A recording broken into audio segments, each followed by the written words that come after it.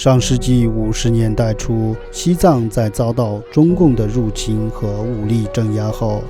在极端无奈和人身安全遭受危害之时，年仅24岁的西藏政教领袖达赖喇嘛尊者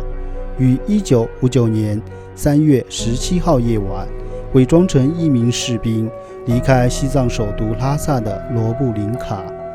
在藏军和西藏护教救国军的护送下，带着部分内阁成员，经过24天的长途跋涉，于1959年3月31号抵达印度控制下的达旺地区，正式踏上了漫长的流亡之路。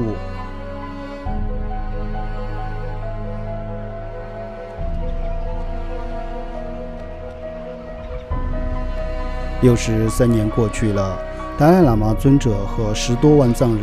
依然流亡在世界各地，